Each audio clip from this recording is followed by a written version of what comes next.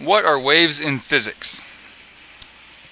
Vocabulary: wave energy, mechanical waves, which include transverse waves and longitudinal waves, surface waves, and electromagnetic waves.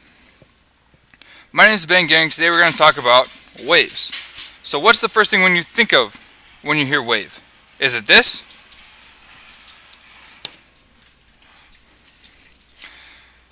Alright, it's probably not that. We don't live real close to an ocean. What about this? Yeah, no. We're not exactly a game either. Alright, last chance. I got this one. It's at least funny, right? But you weren't thinking of a bear waving at you either.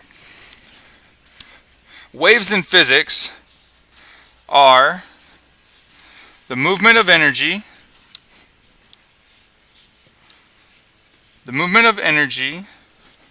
through a medium.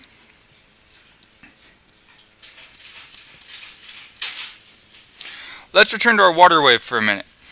So in a water wave, we have water, and the wave comes up, and then it falls down.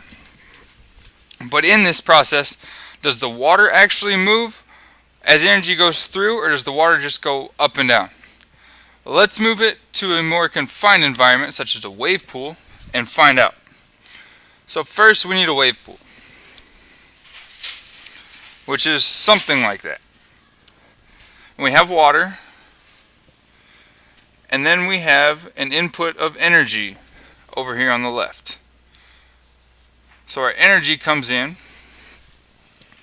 which causes a wave. But if all the water moved with the energy, we would get one giant wave, and then we'd have no more wave pool. And that'd be really boring. So what actually happens is the energy comes through, and when it does, energy comes through here,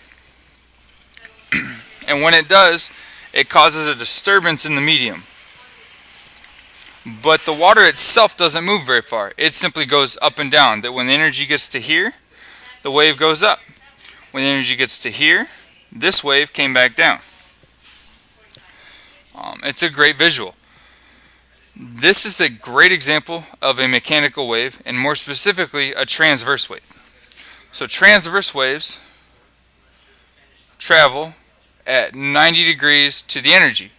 And another great example of this is a slinky. So we have our slinky stretched out, and we input energy here on the left. So energy is input here.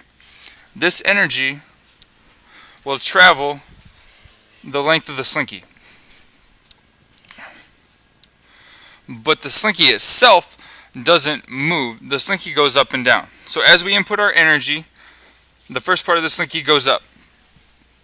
As the energy moves along, that first part drops back down, and the next part goes up. And this is how transverse waves work. The medium goes up and down at 90-degree angles to the movement of energy, but doesn't go real far itself. The other type of mechanical wave can also be shown by a slinky, and it is a longitudinal wave. Longitudinal waves differ from transverse waves in that the movement of energy in a longitudinal wave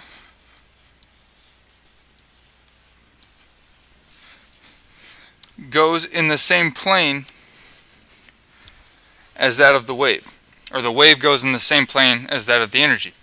So in longitudinal wave, our slinky stays as one stretched out form. So it never wavers up and down. Our slinky moves from left to right, as you can see here.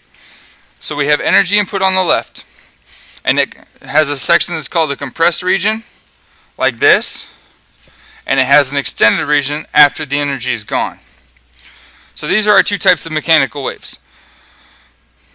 Another thing that can happen with these is they can travel from one surface to another. These are called surface waves. So if you've ever been out swimming in the ocean, or swimming in the pool more or less, so you're swimming, and we're going to have a beach, and it's going to have your mom who's red because she's mad, yelling that it's lunchtime.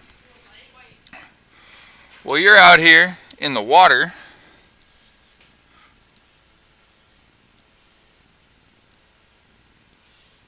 swimming, and you hear her yell, "Dinner, dinner," and her sound waves travel down into the water.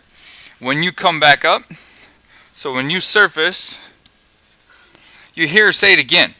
She didn't really say it twice, but the waves traveled from air to water, and you heard it quicker than you would have if you would have just been in the air. So it's kind of cool, but that's a surface wave, when it travels from one medium to the next. We also get bombarded by a different form of waves every day. So if I were to walk outside, so here's my grass, and I'm going to be, let's see, I'm blue today. So I walk outside, and I'm standing in the grass. I get bombarded by various forms, by various waves. And you're like, what do you mean you get bombarded by waves? These waves are called light waves or electromagnetic waves. And they differ from mechanical waves in that they can travel through empty space. Think about it. If light waves couldn't travel through empty space, the sun's light and the sun's energy would never reach the earth. That would leave us as one very cold and desolate planet. Something kind of like this. Man, that looks cold, doesn't it? I don't want to deal with this. We're going to the beach. How's that sound? Alright, much better. But now back to waves. So we have our mechanical waves and we have our electromagnetic waves. And when electromagnetic waves come in, so here's my grass again. Electromagnetic waves come in and hit the surface, or come into our atmosphere more or less, and they interact with these things called nitrogen particles. So I have nitrogen in the air. But nitrogen particles aren't the same as electromagnetic waves. And so they get hit by these waves and they're not really sure how to use them or what they can do with them. So instead of using them, they spit them back out to the atmosphere and create our nice blue sunny skies like this. Isn't that great? One thing's trash really is another thing's treasure. This has been Ben Gehring talking about waves. I hope you have a great day.